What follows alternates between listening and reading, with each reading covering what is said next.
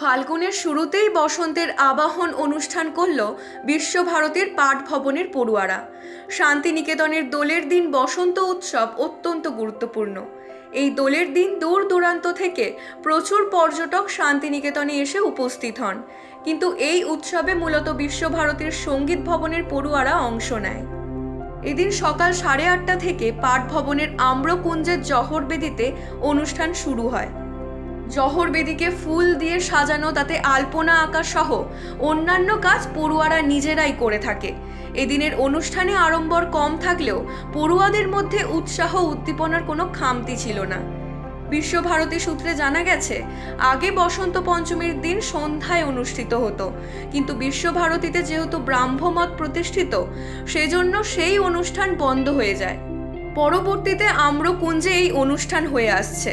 এখন এদিন সঙ্গীত ও নৃত্যের মধ্য দিয়ে বসন্তের আহ্বান করলেন পাঠভবনের ছোট থেকে বড় সমস্ত শ্রেণীর পড়ুয়ারা। পাঠভবনের অধ্যক্ষা বোধিরূপা সিনহা বলেন, শান্তিনিকেতনে প্রকৃতির উদযাপন আমাদের জীবন চর্চার একটি বড় অঙ্গ। তারই একটি অন্যতম নিবেদন শান্তিনিকেতনের পাঠভবনের বসন্তের আহ্বান। বসন্তকে স্বাগত জানানোর জন্য প্রতি বছর তারা এই অনুষ্ঠান করে থাকেন। না, আমাদের তো খুবই ভালো লাগছে, কারণ প্রত্যেক বছর এটা আম্রকুঞ্জে হয়, আর এত ভালো লাগে এটা। সবাই আমরা একসাথে এত আনন্দ করে এটা করি। এটার জন্য মানে একটা চারিদিকে সাজো সাজো রব, বসন্তকে আহ্বান করার জন্য এই আম্রকুঞ্জটা পুরো সেজে ওঠে। মানে তার মহড়ার যে একটা প্রস্তুতি, সেটাও একটা দারুণ ব্যাপার। তো 1 মাস আগে থেকে এটার রিহার্সাল, তারপরে এই যে শাড়ি, তারপর নানা রকম এই কি শাড়ি পরবো, কি গয়না পরবো, এর জন্য যে একটা মনের যে একটা আনন্দ, তারপরে মানে প্রচুর উৎসাহের সঙ্গে আমরা থাকি এটা করার জন্য। ওই নামেই এর তাৎপর্য যে একটি ঋতুকে, প্রত্যেক ঋতুকে পাঠভবনের ছেলেমেয়েরা, শান্তিনিকেতনবাসীরা আমরা নাচ গানের মাধ্যমে আবাহন করি। ঠিক সেরকম বসন্তকেও আমরা আমন্ত্রণ জানালাম, আহ্বান জানালাম, এবং এর মধ্যে শুধুই মনের আনন্দ।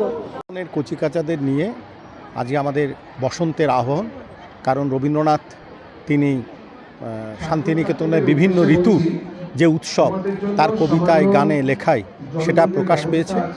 আগে এটা শ্রীপঞ্চমী সরস্বতী পুজোর দিন হতো। পাঠভবন হস্টেলের ছেলেরা সন্ধ্যার সময় এই অনুষ্ঠানটা মঞ্চস্থ করত। এখন সেটা, কারণ পুজোর সময় অনেকে হস্টেল থেকে বাড়ি চলে যায়, আমাদের এটি সেই জন্য আজকে ঠিক করা হয়েছে। Bureau report, U Bangla TV. U Bangla TV, হৃদয় ছুঁয়ে যায়।